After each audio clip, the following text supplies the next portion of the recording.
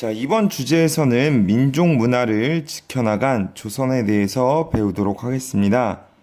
자, 우리 지난 시간까지 고려를 배웠는데 갑자기 조선이라는 나라로, 새로운 나라로 넘어가니까 여러분 좀 당황스러울 수 있을 거예요.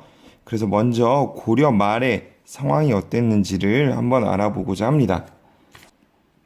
우리가 고려시대에 배웠던 몽골의 침입 이후 충렬왕부터 마지막 왕 공양왕까지 이 시기 고려 말의 혼란스러운 사회의 모습을 먼저 살펴보도록 하겠습니다. 자, 먼저 나라 바깥의 상황 보겠습니다. 홍건적이라고 해서 붉은 두건을 쓴 중국 한족의 반란군들과 옛날에는 일본을 외나라라고 불렀는데요. 그 외나라의 도적들인 왜구들이 고려를 침입하게 했습니다. 자, 또한 몽골이 세웠던 원나라와 그리고 중국 한족이 세운 명나라, 이 두 나라 사이에 갈등이 지속되면서 각각 고려를 간섭하기도 했죠. 자, 이렇게 밖에서 혼란스러운 상황일수록 안에서 똘똘 뭉쳐서 이런 위기를 이겨냈어야 했는데 고려 말 나라 안의 상황도 좋지 못했습니다. 자, 권문세족이라고 해서 대대로 권력이 있던 집안, 무신정권들의 자손, 원나라의 힘을 이용해 성장한 고려 후기에 지배 세력들이 권력을 독차지한 후에 백성들의 토지를 빼앗아가서 백성들의 생활이 많이 어려웠고요. 자, 정치 세력 간에도 대립을 시작했는데요. 방금 얘기했던 권문세족들과 이 신진사대부라고 해서 고려 말에 등장한 새로운 정치 세력, 즉 성리학을 공부하고 과거 시험으로 자기 능력으로 관리가 된 사람들 사이에서 갈등이 발생하기 시작했습니다. 자, 이렇게 나라 안팎이 매우 혼란스러울 때 홍건적과 왜구의 침입을 물리치면서 신흥무인 세력들이 성장을 합니다. 자, 여러분 생각해 보세요. 여러분이 만약 고려의 백성인데 북쪽에서는 홍건적이, 남쪽에서는 왜구가 쳐들어와서 여러분의 재산이나 식량을 다 뺏어가는 거예요. 그런데 이거를 나서서 막아주는 사람들이 있다면 얼마나 고맙겠어요. 그래서 이런 신흥무인 세력들은 군사적으로도 힘이 많았지만 백성들의 지지와 신뢰를 받으면서 정치적으로도 조금씩 성장을 하는데 대표적인 사람이 바로 이성계입니다. 이성계에 대해서는 56쪽의 교과서 속으로에도 나와 있으니까 다시 한번 읽어보시고요. 아까 우리 권문세족과 신진사대부들이 갈등을 빚고 있다고 얘기했었죠.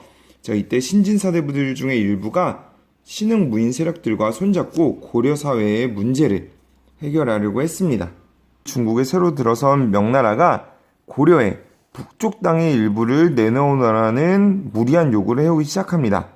자, 당시 고려의 우왕과 권력을 가지고 있던 최영은 이성계로 하여금 요동 지역을 공격하게 했습니다. 이성계는 사불가론이라는 걸 내세워서 지금은 명나라를 공격할 때가 아니다 라고 얘기를 했어요. 하지만 우왕과 최영이 계속해서 공격을 명하자 어쩔 수 없이 병력을 끌고 요동을 향합니다. 자, 그런데 요동으로 가는 도중에 위화도라는 곳에서 군대를 되돌려서 자신들을 반대하는 세력을 몰아내고 권력을 잡았습니다. 여러 가지 제도를 고쳐서 사회를 개혁하고자 했는데 이 사회를 개혁하는 데 있어서 신진사대부들이 두 파로 나뉩니다. 자, 같이 마음을 모아서 고려를 바꿔보자 했던 사람들이 왜 두 파로 나뉘게 됐을까요? 그것은 신진사대부마다 고려 말의 어지러운 상황을 해결하고자 하는 방법이 달랐기 때문입니다. 자, 정몽주를 비롯한 온건개혁파, 고려개혁파라는 사람들은 고려를 유지하면서 고려라는 나라를 지키면서 개혁을 하고자 했고요.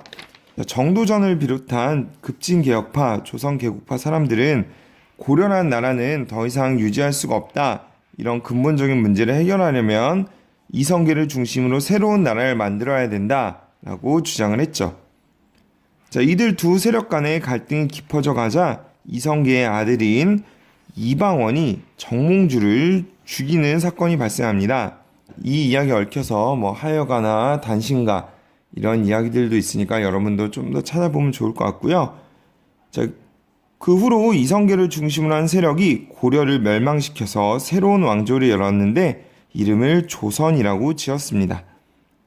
자, 그리고 고려의 수도인 개경, 지금의 개성에서 오늘날의 서울인 한양으로 도읍을 옮겼죠. 자, 조선이 한양, 지금의 서울을 도읍으로 삼은 것은 삼국시대부터 교통이 편리하고 지리적으로 많은 이점이 있었기 때문입니다. 한양은 한강을 거쳐서 배로 물자를 옮기거나 물 가까이 있기 때문에 농사를 짓고 생활하기에 좋은 조건을 갖추고 있었죠. 우리 삼국시대의 전성기 공통점을 살펴봤던 지도에서 모두 다 한양 지역을 차지하고 있던 것 기억날 거예요. 자, 조선은 유교 정치 이념을 내세우며 세운 나라로서 백성을 나라의 근본으로 삼았습니다. 이를 민본이라고 하는데요. 이에 따라 왕과 관리들은 백성을 위한 정치를 하려고 노력을 했습니다. 자, 특히 왕은 충성스러운 신하를 뽑고 신하들은 바른 정치를 펼치려고 노력했죠. 그리고 백성들에게도 나라에 충성하고 자기가 맡은 일에 최선을 다하는 태도가 강조되기도 했습니다. 자, 이런 생각들을 담아서 궁궐과 도성의 사대문을 각각 유교에서 강조하는 덕목으로 이름을 붙였습니다. 자, 먼저 경복궁은 임금이 덕으로서 나라를 다스려서 만년 동안 큰 복을 누리라는 뜻으로 지은 이름이고요. 자, 한양의 사대문도 유교에서 사람이 마땅히 갖춰야 할 5가지 덕목, 인, 이, 예지, 신에서 이름을 따왔는데요. 흥인지문, 숭례문, 돈이문, 숙정문의 의미 한번 살펴보시고 숙정문은 왜 지가 아니라 정이라고 썼을까? 믿음을 의미하는 신은 어디에 이름을 붙였을까? 이런 것들 생각해보면 좋을 것 같아요. 자, 조선시대 한양의 모습, 도성도로도 한번 살펴볼 수 있고요. 오늘은 조선의 건국 과정을 한번 우리가 살펴봤는데요.